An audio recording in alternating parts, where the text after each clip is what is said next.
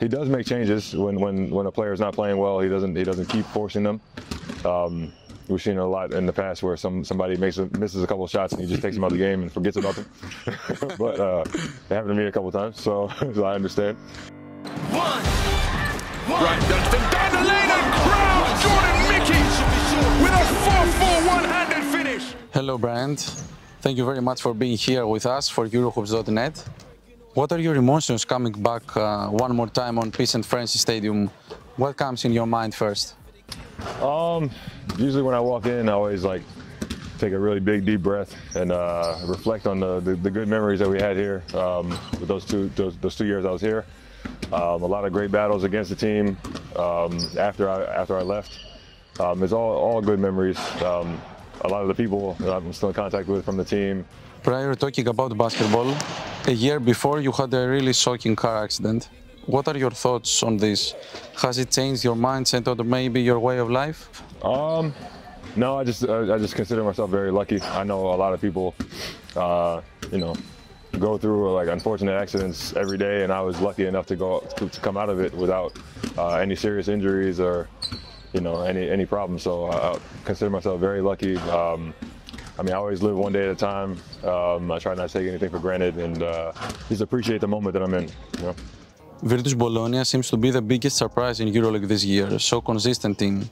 What do you believe brought you in the playoff positions from the second game and then? I think we just have a lot of guys with experience on the team. People who understand how to play the game the right way. A coach who understands that we have to play together. We have to move the ball, and we're more dangerous that way. Defense being our first thing that we need to focus on, and when we play like that, it's easier to play. And just trying to take it game by game and just not overlooking anybody and just continue to get better every practice. You have played under Coach Bαρτζώκα at Αταμάν also. What are the main differences between them? It was different. I'm sure they both have grown a lot since then. Ataman was just last year, but still.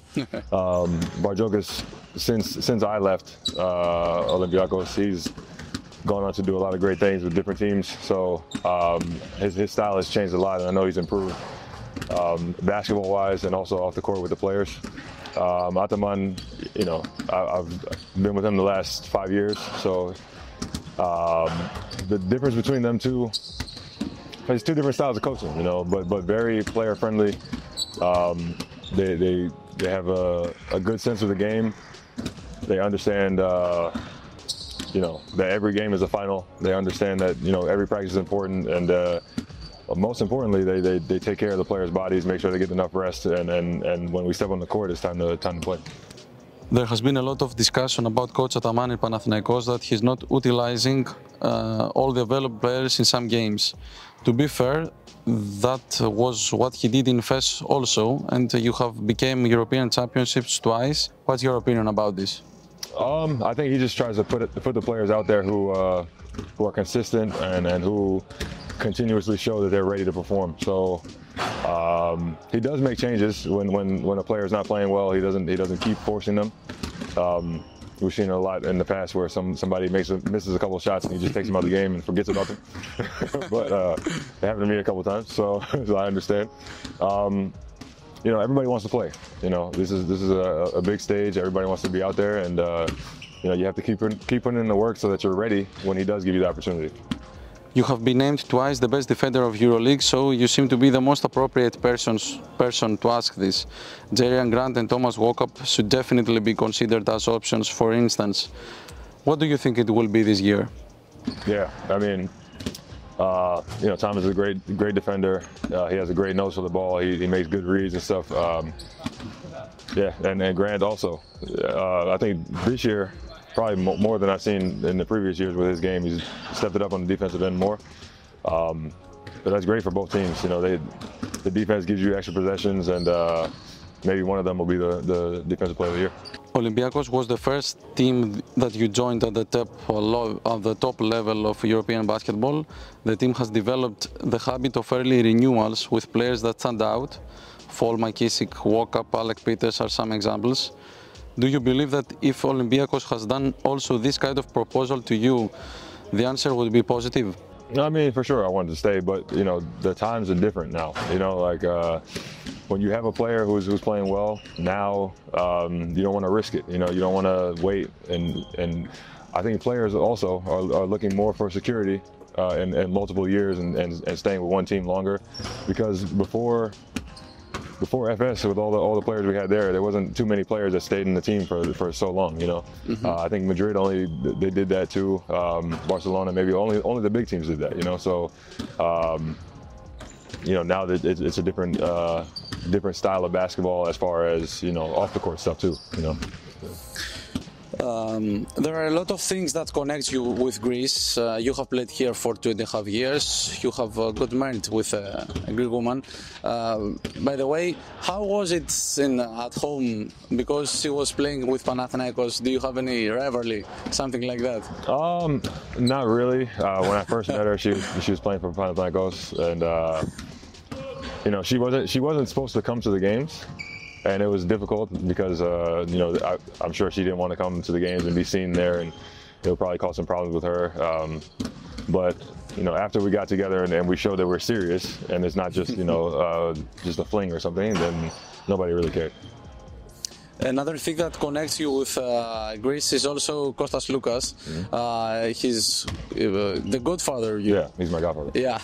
So I couldn't ask you, as you can understand, about his decision to go to Panathinaikos the last summer. Did you know this, and what was your reaction after this? Nobody really knew. I don't think. I think everybody was surprised, but you know, at the end of the day, it's his decision. He made the choice that's best for him and his family, and you know, he's doing a good job over there. So I know people don't like it. A lot of people are like, I wouldn't do that. So, but you never know until you're in that position, you know. I would like to show you a video. Okay.